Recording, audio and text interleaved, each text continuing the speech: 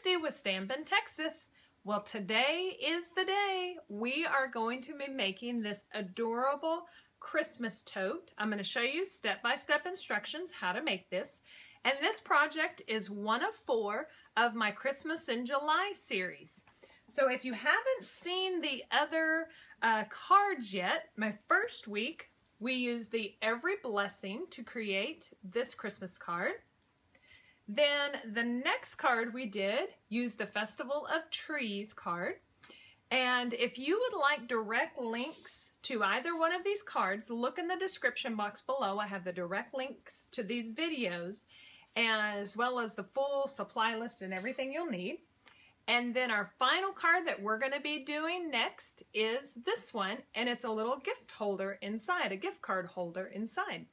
So stay tuned and be watching for this fun, cute treat bag.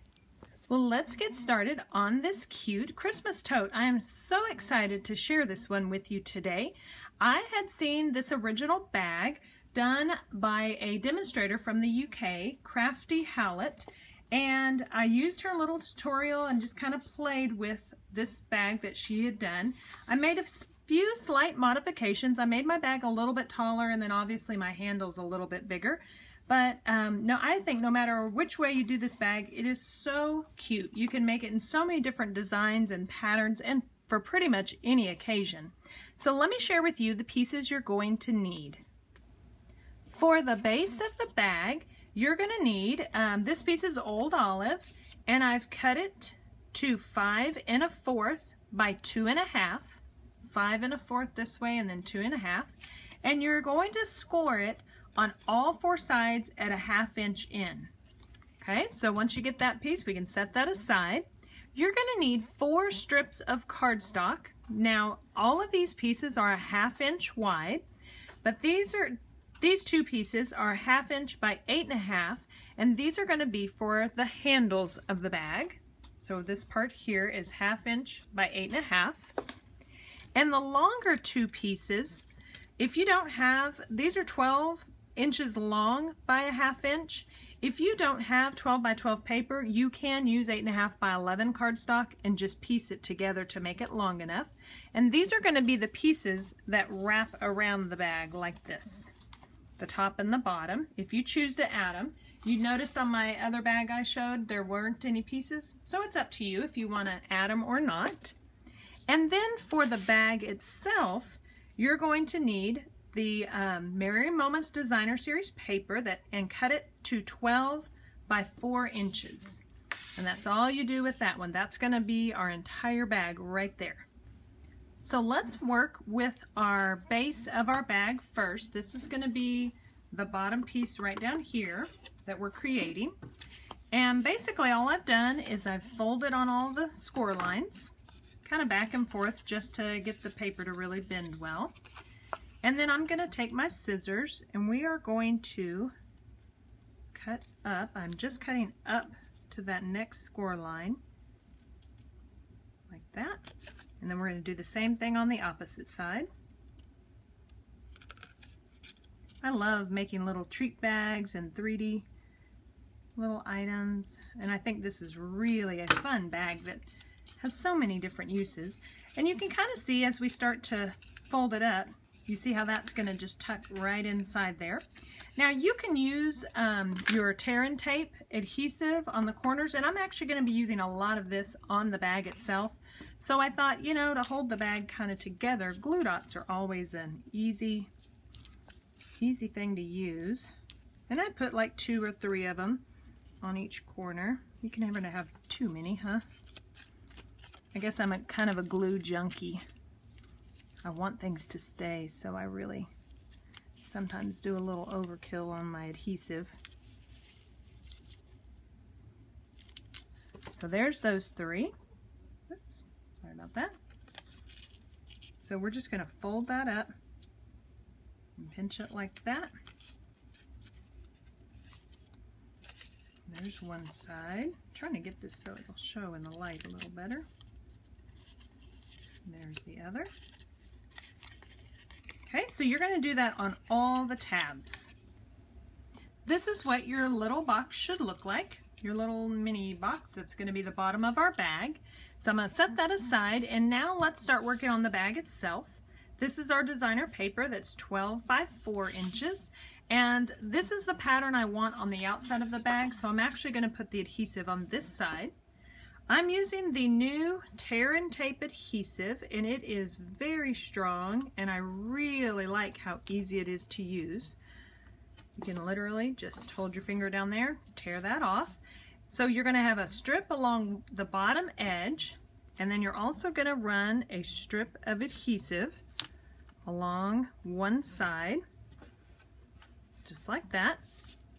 And then what we're going to do is get our bottom of our bag in view, and basically the idea I'm going to show you with the backing still on the tape, just to give you an idea of what we're doing, is we're basically just going to line that up and start rolling like that and attaching the bag itself to the little sides of this box. So I've removed the backing of this piece along the bottom, and I'll remove this side piece here in just a little bit. But what I'm going to do is line up the bottom with this little box here to get us started. And I was just kind of looking right down here at this bottom edge, and I'm going to press it from the inside. And now we just start rolling. Rolling it to the next, and I'm also trying to make sure I'm getting it straight along the bottom again. So I'll press it like that, and we're going to roll it. And the neat thing about this box is you can really make this paper as high as you want. It could be any height, so it can go taller.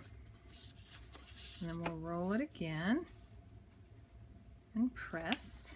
I'm pressing from the inside. Now at this point, I'm going to go ahead and remove this adhesive, because once I start to close it up, that's going to stick closed for me, like that. And at this point, let's just flip it over this way, then we can see it better. I'm going to fold that in. The other nice thing is, see, even if I don't get it exactly along the bottom, those 1/2 inch pieces that I have cut, they're going to cover up any of those little areas. So now I'm just basically pressing it from the inside, making sure the seal is really good. But already the little box is coming together.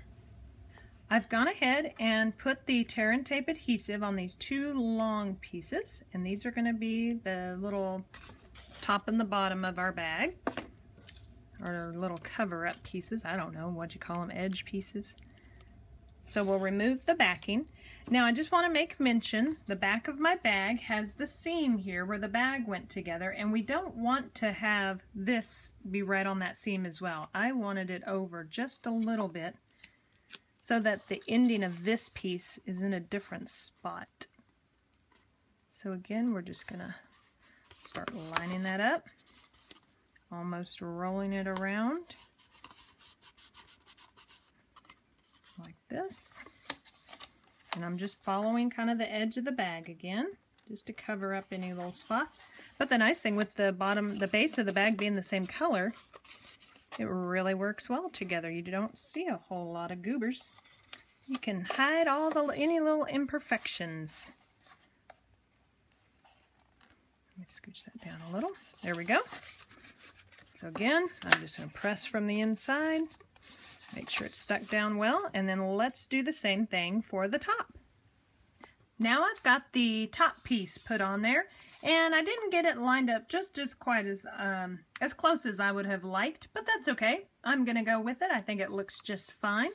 And I've got in my other 2 little strips of Old Olive, and I did go ahead and put in just a smidge of good old Tear and Tape adhesive on each end, because that's going to hold in place for me while I'm putting my brads in. So basically what we're looking for is this right here.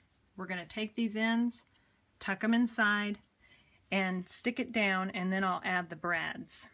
I am really liking this Tear and Tape adhesive, and it's thin enough to where I can poke through it with my paper piercer. So it doesn't add like a lot of bulk. You know, some adhesives are so bulky. So I'm sticking that down. And while that's in place, I'm going to go ahead and get my brads. We're going to be using the mini brad bases. You could use larger brads, whatever size you've got, but I've got these mini 1/8 inch guys. So I'm just going to poke a hole, put my brad in, and hopefully I can, on camera, split that. Yay! So I got the one in. I think the adhesive too just really helps add an extra element of holding it all together. There we go. There's the other handle. So basically that's it. Now I'm going to flip it over, do the same thing on the other side. So there is our cute Christmas bag ready to go. And then the last thing I did is I just added a little tag. I made a tag using the Merry Everything stamp set and the coordinating note tag punch. And I just stamped the to and from tag, punched it out, added a little bit of white cotton ribbon, and all I'm going to do is put that on there and tie it in a knot. Isn't that fun? What a neat little way to give a gift. Now what's neat is you can fit cards in here. You can fit some note cards. You may not be able to fit a whole lot, but you could definitely get in some of the Christmas cards that we've been doing, just like that. Wouldn't that be a fun way to send some thank you cards at Christmas time too? So there you have it. I hope you have enjoyed today's tutorial. And for more fun project ideas, be sure to visit my website and look in the description box below for the links for all of the products used in today's tutorial. Thanks so much. Happy stamping!